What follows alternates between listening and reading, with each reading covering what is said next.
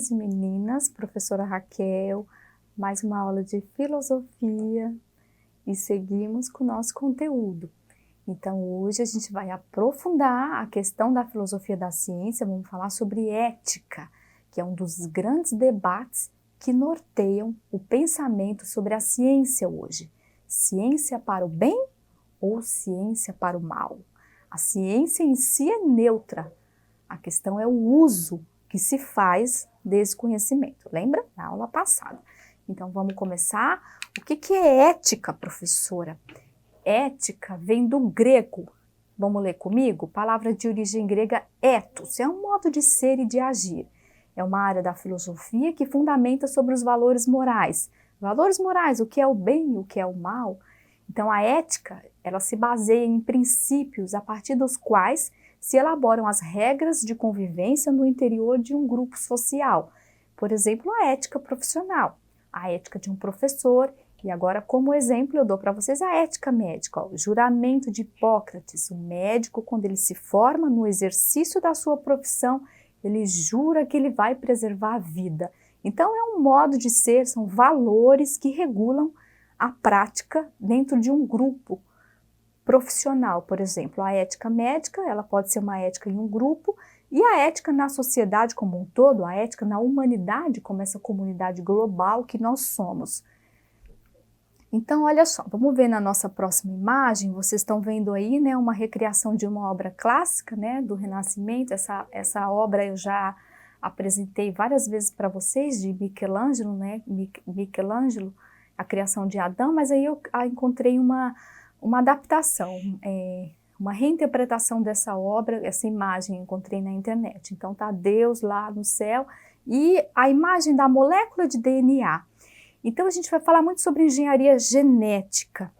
Ó, temas que a gente vai falar sobre hoje, a engenharia genética, a eutanásia, o aborto, a reprodução in vitro, a clonagem, a pesquisa com animais e alimentos transgênicos. Geralmente são temas onde a ciência, o avanço científico trouxe dilemas éticos. Entre eles, é possível alterar as leis da natureza e recriar a natureza? Questões da vida remetem a um criador. Então, gene, a molécula de DNA, gene, genética, vem da palavra gene, que remete a Gênesis. Gênesis, a Bíblia, lembra? No princípio criou Deus os céus e a terra. Então, gene lembra origem, um princípio criador da existência. Então, é possível, pelo avanço científico, alterar a molécula de DNA e recriar a criação que era divina, ela pode ser uma criação humana. Então, são dilemas éticos que a gente vai explorar ao longo da nossa aula. Então, aí, ó, o projeto Genoma, né, é um projeto para mapear os genes humanos. É um projeto que tem como argumento principal, porque mapeando os genes humanos é possível diagnosticar doenças antes delas existirem.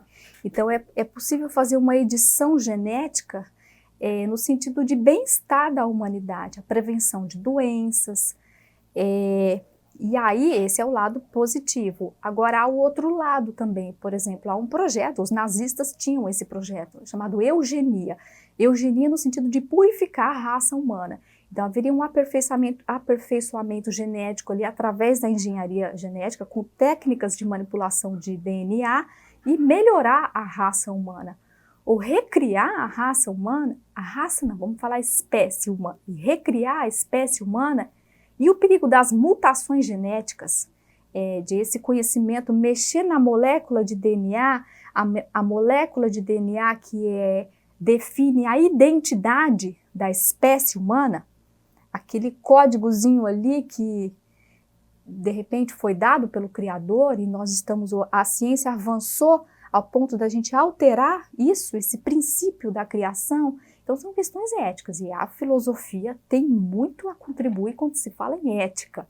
Então assim, a ciência pode ser uma via de mão dupla, né? Mapear os genes pode trazer um benefício para a humanidade, no sentido de trazer bem-estar, cura de doenças, prolongar a nossa vida, olha que bom. E pode também ter um outro lado mais destrutivo, né? Projetos ideológicos de eugenia, ou mutações genéticas que transcendem o controle, aí a gente já para na ficção científica, nas teorias da conspiração, e não vamos entrar sobre isso. Ó, o aborto, por exemplo, é uma outra questão que com o avanço científico é possível, e aí trouxe uma questão ética. Então a ética, se a ética são regras que regulamentam as normas dentro de um grupo social, então assim, esses valores, eles são universais ou eles são relativos? É uma questão filosófica. Por exemplo, o Código de 1940 dava ao homem, não existia feminicídio, né? O homem, quando assassinava uma mulher, ele poderia ser defendido de acordo com o argumento da legítima defesa.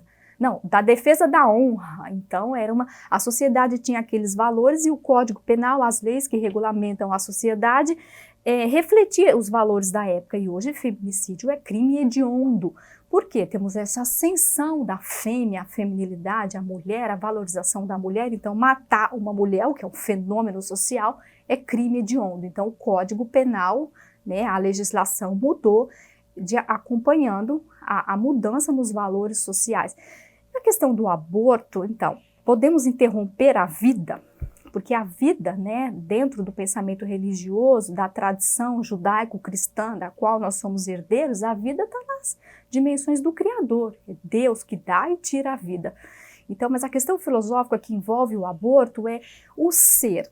Porque a maternidade, temos a figura aí da Virgem Maria com o menino Jesus, então a maternidade sagrada, mas a questão é a questão do ser. Então é o ser, a único ser, mãe e filho são um único ser, ou a mãe é um ser e o filho é outro.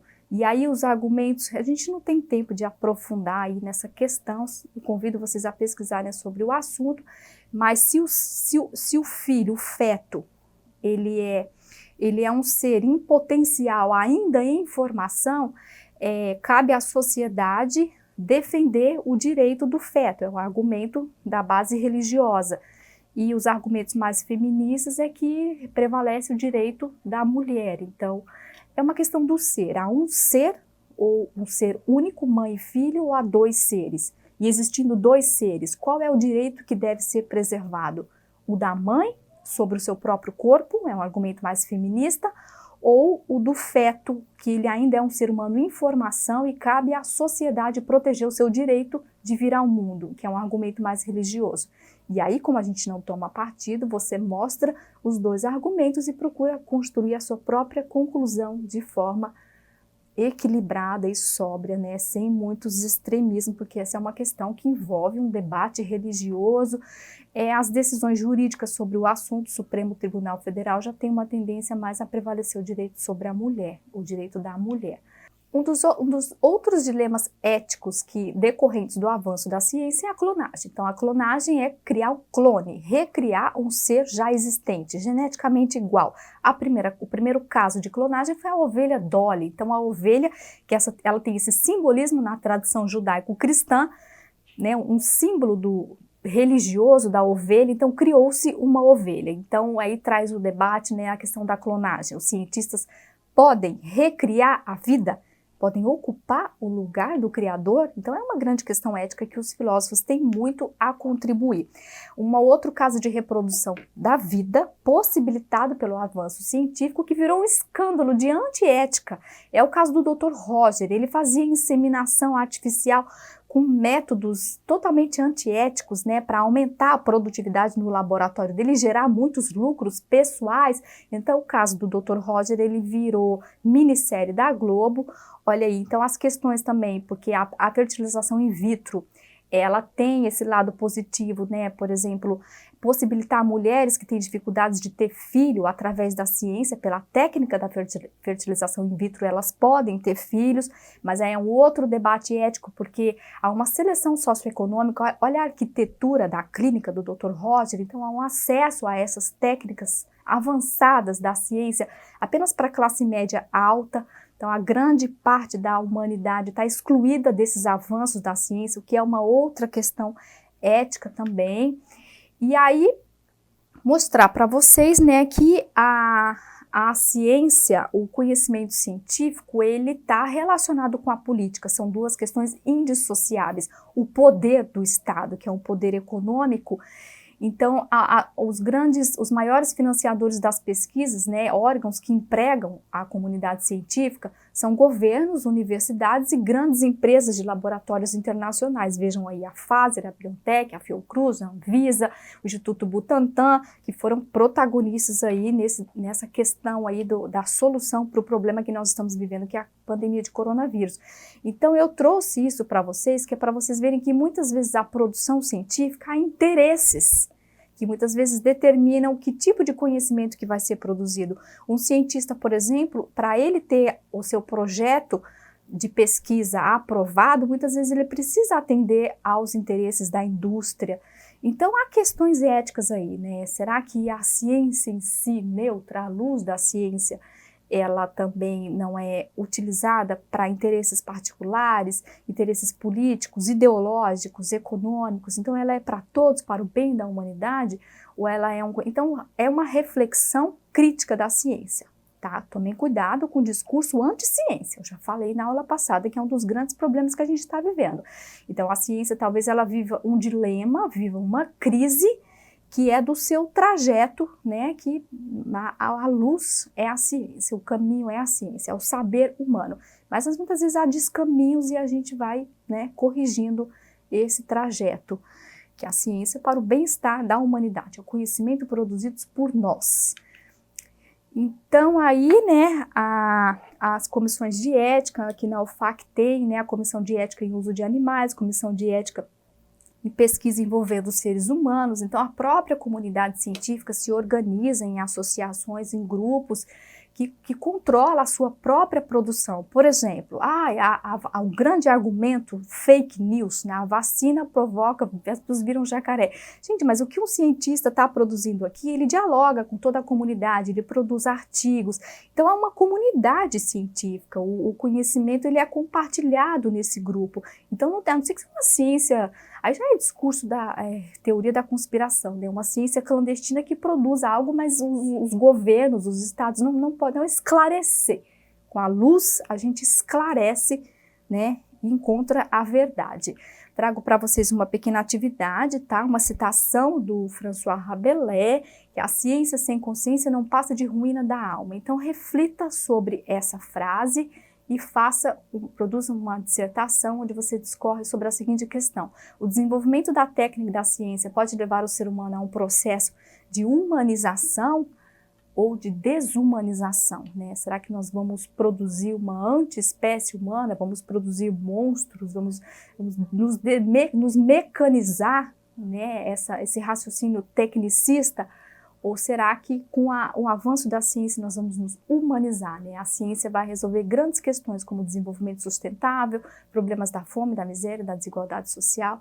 É isso aí. Meninos e meninas, estudem, acessem a nossa plataforma Eduque, onde você tem acesso a esse material.